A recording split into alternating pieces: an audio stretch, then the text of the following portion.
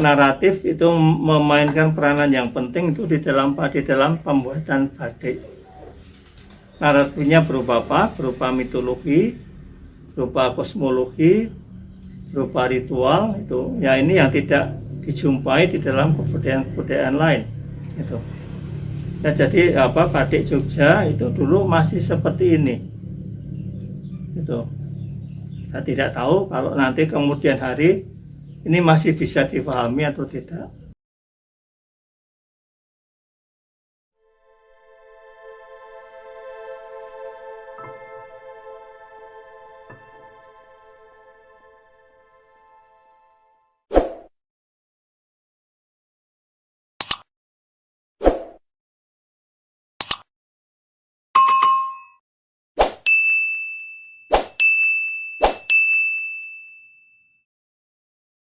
Lagi nanti ada semen meliwis. Kita tahu meliwis itu kan burung yang kayak bebek, tetapi dia bisa terbang.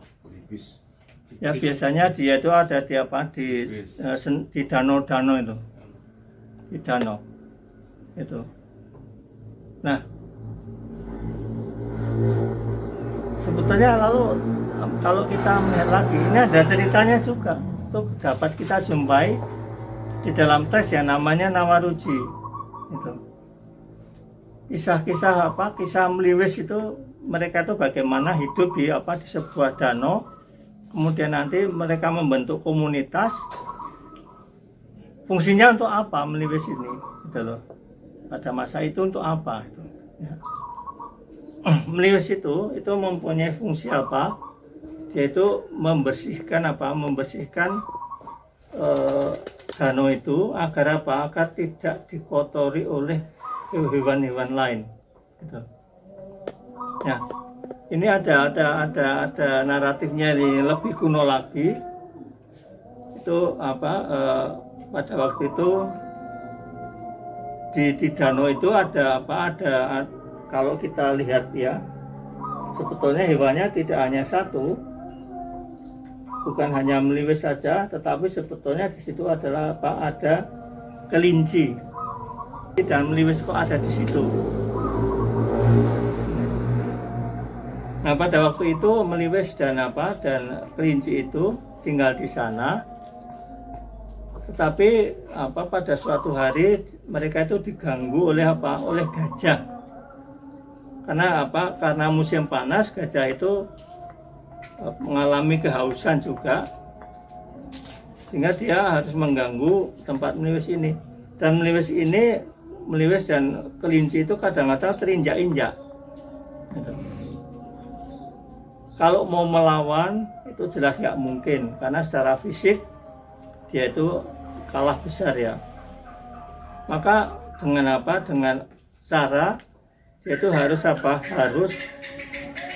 meminta perlindungan dari kekuatan yang lebih daripada gajah. Lalu mintalah mereka itu meminta perlindungan dari Dewi Bulan. Itu Dewi Bulan. Ya, nah kalau kita lihat itu semi-semi yang putih-putih itu sebetulnya adalah sinar-sinar bulan itu. Ya, itu putih-putih itu adalah sinar bulan. Maka kan selalu melindungi hewan itu. Itu. Nah, lalu Dewi Bulan ini mengatakan pada gajah, kalau kamu nanti tetap di sini, kamu akan saya habisi. Kembalilah ke tempatmu, jangan mengganggu sini. Lalu gajah itu pergi. Tapi antara kelinci dan meliwis ini, mereka ketakutan. Saya takut tinggal di sini. Nanti kalau gajahnya datang lagi, saya bisa habis. Lalu Dewi Bulan bilang, ya sudah, kamu ikut saya saja. Nah, maka kalau di dalam mitologi Jawa kuno terutama, kita tahu di bulan itu ada gambar ada gambar kelinci dan gambar meliwis. Itu. Ya. Ini. Jadi itu ada naratifnya. itu ada teksnya, ada teks tentang kisah tentang apa, tentang bagaimana rahasianya untuk mengalahkan sesuatu yang kita tidak mampu, itu apa, bagaimana caranya. Lalu itu, kalau kamu nggak bisa sendiri, ya mintalah kekuatan yang lebih kuat daripada apa yang menjadi apa kekuatan musuhmu. Ini, jadi di dalam ini tuh ada pesan moralnya ya, dalam teks ini, gitu. Ini. Jadi dulu itu apa, ketika membuat batik ini juga tidak sembarangan itu. Jadi itu diperhitungkan juga waktunya, misalnya bulan purnama. Maka ini batik ini juga sebetulnya gambaran dari bulan purnama itu loh. Nah itu mengapa dengan Krisnambara, dengan apa, dengan latar belakang warna hitam, karena itu adalah warna ilahi. Itu warna pada saat Dewi Bulan itu apa, memberikan bantuan kepada siapa, kepada Meliwis, kemudian pada kelinci itu. Ini ya apa, maka kita harus tahu mengapa ini tidak memakai latar putih tapi latarnya hitam. Ini adalah warna ilahi itu. Ini dulu dipakai oleh apa, oleh mereka-mereka yang apa, yang para punggawa di keraton yang mengadakan apa, melakukan diplomasi ya, diplomasi dengan apa, dengan pihak luar itu. Kalau nanti kita membaca apa, membaca teks Utara Manawa, kita akan bisa tahu bagaimana orang-orang pada masa itu melakukan diplomasi. Nah pada waktu mereka melakukan diplomasi itu memakai ini, memakai apa, pakaian ya kayaknya ya itu semen Meliwis itu. Itu tersebut memang di dalam apa, di dalam teks-teks Jawa kuno itu tersebut. Ini yang kita nggak pernah memperhatikan itu loh ya. Jadi dikira ini hanya sekedar gambar saja, tapi ternyata enggak, ini ada pesan-pesan moral tersendiri itu ya. Kemudian ini ada semen Manyuro, itu kita tahu nggak, itu Manyuro itu artinya apa? Itu adalah merak ya, merak itu. Coba dilihat yang apa, ada bulat kan, dua burung itu, ekornya menyatu, lalu kenapa itu ada apa, ada lar itu ya, lar itu, lar besar-besar itu apa maksudnya? Kita lihat kembali itu di dalam teks juga itu apa, itu dari teks Hitopadesa juga itu.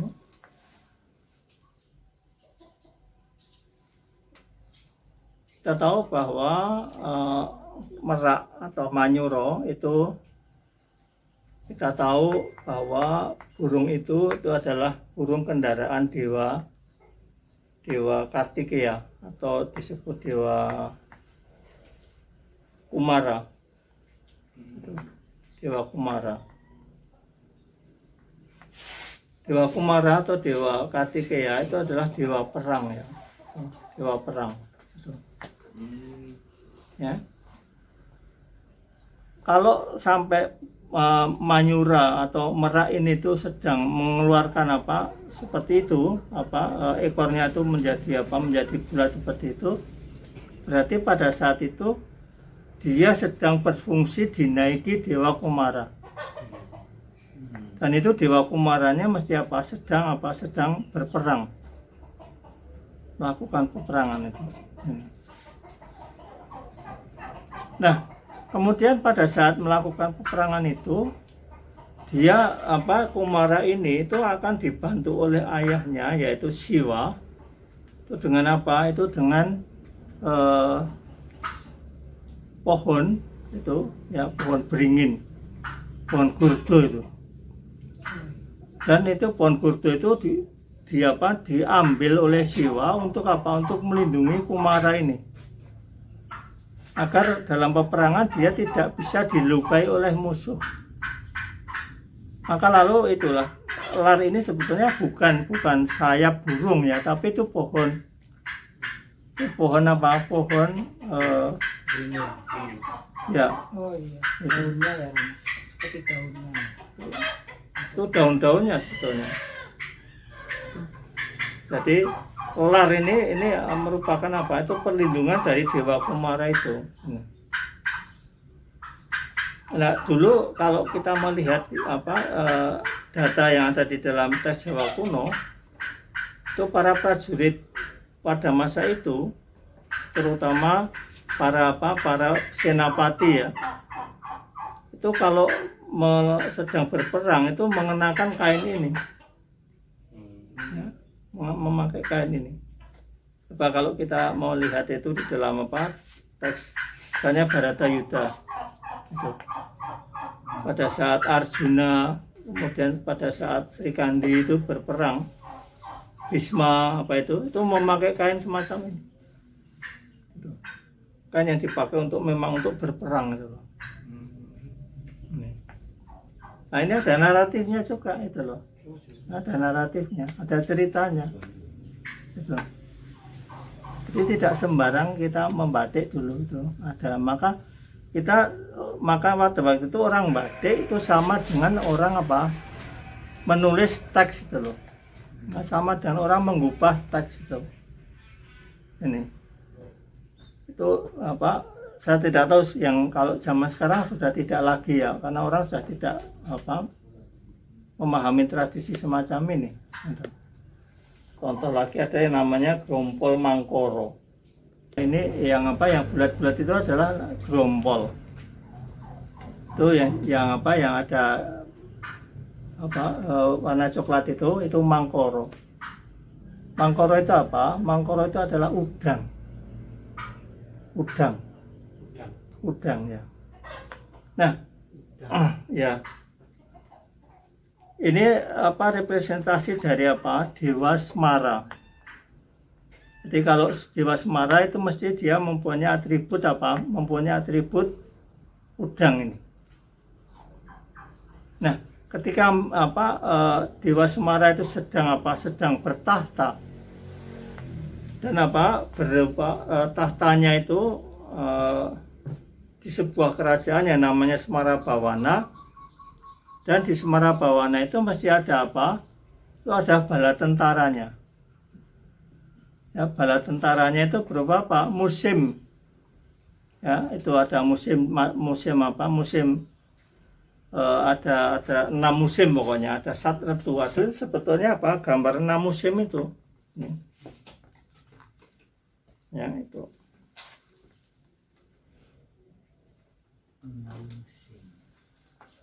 Apa itu yang ada di dalam segi 4 itu ada bulatan itu. Itu ada berapa gambar sebetulnya di situ. Itu ada berapa elemen di sana. Itu. Kemudian yang seperti bunga-bunga yang ada di luarnya ini itu juga merupakan ini adalah senapati dari Dewa Semara ini. Nah, ini kalau kita mendapatkan naratifnya juga ada itu di dalam Semaradhana, pada Semaradhana pupuh 45. Nah, itu pada saat Dewa Semara ini sedang menggoda atau menghancurkan tapa dari Dewa Siwa. Itu, ya. Jadi ada naratif tentang itu. Menghancurkan Dewa Siwa. Ya, tapanya Dewa Siwa. Ya. Mengapa begitu? Karena pada saat itu Kahyangan sedang diserang oleh seorang raja yang bernama Nilarudraka. Padahal yang bisa mengalahkan itu adalah adalah putra dari Dewa Siwa. Nah, tetapi ketika Siwa itu sedang bertapa, tidak mungkin dia itu ingat sama istrinya. Maka lalu Dewa Indra meminta supaya Kama itu menggoda ini, meruntuhkan tapanya itu. Nah betul, ketika Semara itu sebagai senapati bersama 6 musim ini, kemudian itu meruntuhkan tapa Siwa, dan itu berhasil. Kenapa? Karena karena berkat teman-teman Siwa ini, teman-teman Semara itu. Tetapi kemudian pada saat keberhasilan ini, Siwa terbangun dan marah, maka Kama lalu dibakar itu. Ini. Sehingga sampai semua tubuhnya itu menjadi terbakar, maka menjadi dahana itu. Maka Semara dahana, artinya pembakaran Dewa Semara itu.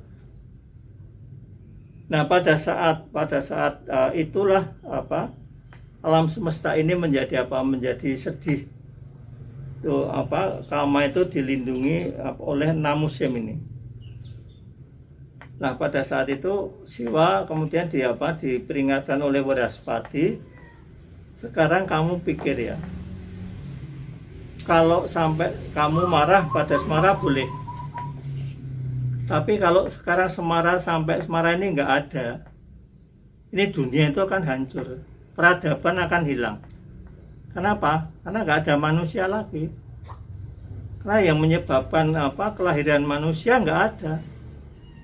Yang menjadi penyebab Semara ini, kita tahu bahwa Semara ini adalah dewa yang menyebabkan orang bersatu antara laki dan perempuan itu bersatu, kemudian akan menghasilkan menghasilkan anak itu.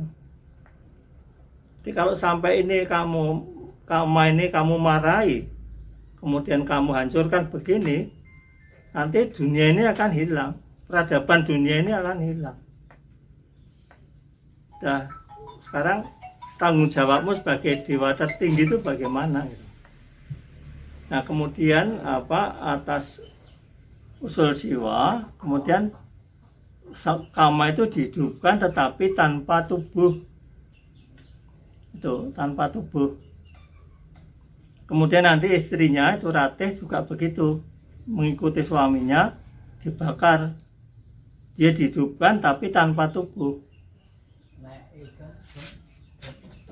Mereka bersama-sama selalu bersama-sama dengan dengan senapatinya 6 musim ini. Gitu. Nah, dengan 6 musim ini.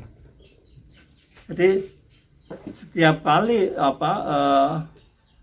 dewa ini kedua dewa beserta 6 musim ini sedang bergerak, dia bisa masuk ke dalam tubuhnya siapapun. Makanya setiap orang bisa jatuh cinta. Ya, mereka lalu mengadakan hubungan suami istri. Itu berkat Semara ini. Karena itulah maka kenapa dulu kain ini itu dipakai itu ketika orang itu setelah menikah, ketika orang mau melakukan hubungan suami istri itu memakai kain ini. Masa itu yang namanya orang badik, ya, itu mesti dia itu mempunyai naratif gitu. Jadi dulu itu orang badik sama dengan Sangkawi, sama dengan Kawi. Dia itu menggambar, itu sebetulnya dia itu menulis teks ini. Nah kalau sekarang kan enggak, antara Kawi, antara orang yang menulis dengan yang badik itu kan sekarang terlepas. Maka kadang-kadang badiknya itu tanpa makna, karena tidak punya naratif yang ada dasarnya itu loh.